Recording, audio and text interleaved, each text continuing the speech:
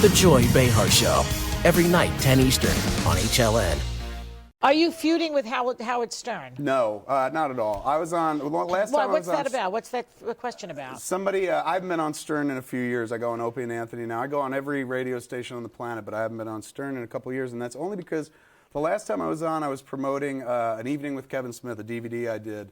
That was like me speaking and stuff like that. And Really? Yeah. Can you believe it? Just It was speaking. me talking Yeah. and whatnot. And I'd been on Stern many times. He would call me up like 1 week every morning to ask me a comic book question. I was always there. I grew up listening to that show and whatnot. That day when he had me on, he had this kind of really reductive, like Kevin Smith is always calling in and trying to be on this show.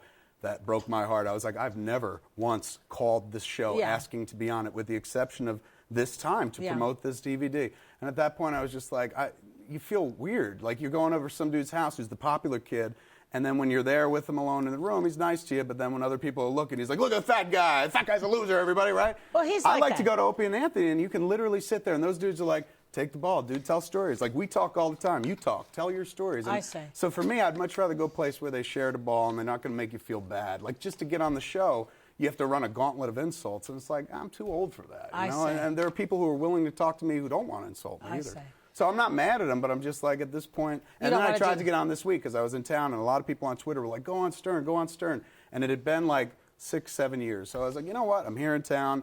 I got a free morning on Wednesday. I'll try. And I tweeted Gary and Howard about being on the show, but they were like, we're booked solid. So everyone said it was because I did Imus and I also did O&A, but whatever. I don't play those politics games. All right.